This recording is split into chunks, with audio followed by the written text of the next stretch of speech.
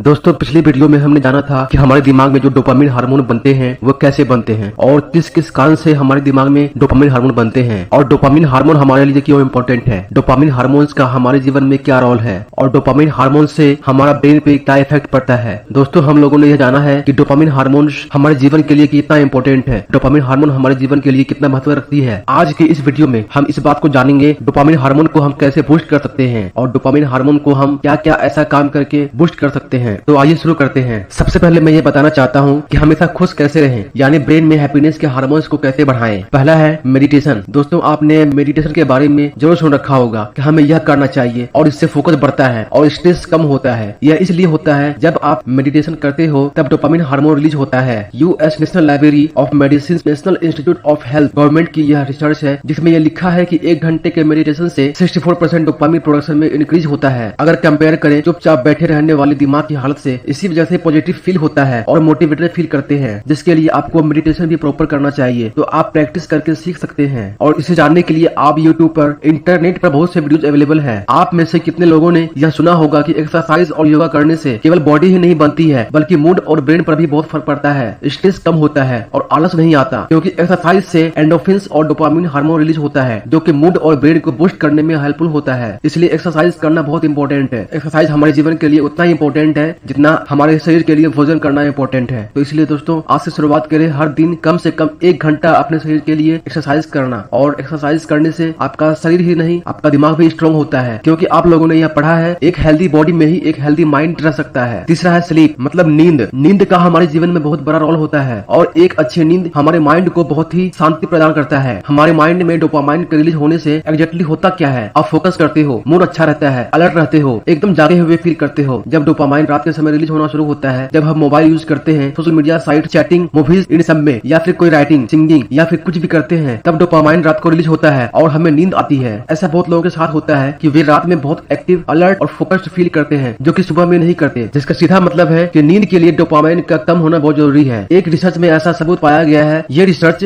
US की government की website पर जाकर आप खुद भी देख सकते हो। इसमें बताया गया है कि जब आप नाइट में जागकर काम करते हो, अगले दिन आपका डोपामाइन रिलीज नहीं होता है, यानी आप एक्टिव फील नहीं करते हो, जो यह बात साबित करती है कि अगर आप प्रॉपर नींद लोगे तभी आपके ब्रेन में प्रॉपर एक्टिव रहने के, अलर्ट रहने के, फोकस रहने के हार्मोन्स रिलीज होते हैं। दोस्तों हमारा दिमाग इतने अच्छे तरीके से डिजाइन किया गया है। आपको नींद कितनी जरूरी है? इतनी जरूरी है कि अगर आप पूरी रात जाग लेते हो अकॉर्डिंग टू रिसर्च, तो नेक्स्ट डे आपके दिमाग से डोपामिन रिलीज होना कम हो जाएगा, जिसकी वजह से आप बहुत थका हुआ फील करोगे। US government national centre for biotechnology information की वेबसाइट की एक रिसर्च कहती है कि आप अच्छे से कोऑर्डिनेशन और कंसंट्रेशन नहीं कर पाते हो। उसके पीछे का मेन वजह है डोपामाइन का कम रिलीज होना। कंसंट्रेशन ही तो सब कुछ है। आपके आने वाले अच्छे साल बनाने हैं तो आपको अपने गोल पर कंसंट्रेशन ही तो बढ़ाना है, और जब डोपामाइन ज्यादा होता है तब यह बढ़ता है। आपके कंसंट्रेशन न होने का रीजन यही है कि आपके अंदर उस वक्त डोपामिन हार्मोन रिलीज नहीं होता है। द नेशनल स्लीप फाउंडेशन की रिसर्च कहती है कि आपको नाइट में 7 से 9 घंटे की नींद लेनी चाहिए। इसलिए नींद लेना हमारे जीवन के लिए बहुत इंपॉर्टेंट है। दोस्तों अब इस वीडियो में आगे बढ़ते हैं। तीसरा है म्यूजिक। अब यह एक ऐसा तरीका है जिसका मैं पर्सनली ज्यादा यूज करता हूँ। आपने देखा होगा शादी में जब डीजे पर कोई एनर्जेटिक सॉन्ग या बीट प्ले होती है तब जोश आता है, एनर्जेटिक फील कराता है। यह इसलिए होता है क्योंकि इससे ब्रेन में डोपामिन रिलीज होता है। कुछ लोगों को रात में म्यूजिक सुनकर सोना पसंद है, कुछ लोगों को काम करते वक्त, कुछ लोग अपना आलस भगाने के लिए भी एनर्जेटिक सॉन्ग सुनते हैं। और जब भी आप मूवी देखते हो उसमें कोई भी ऐसा सीन आता है जैसे इमोशन, फनी, हॉरर, इन सब में म्यूजिक का बहुत बड़ा रोल होता है जो सीधा मूड को इफेक्ट करता है। और मूड इफेक्ट हुआ है मतलब कि डोपामाइन रिलीज हुआ है। आप काम करते वक्त, पढ़ते वक्त ऑनलाइन म्यूजिक सर्च करके प्ले कर सकते हो। मेरी लाइफ में म्यूजिक का बहुत बड़ा फर्क होता है। जब मैं इस वीडियो के कंटेंट को लिख रहा था तब भी मैं कंसंट्रेशन को बढ़ाने वाला सॉन्ग सुन रहा था। तो कंसंट्रेशन को बढ़ाने के लिए मैं हमेशा कोई न कोई मोटिवेशन वाला सॉन्ग पहले सुनता हूँ, उसके बाद मैं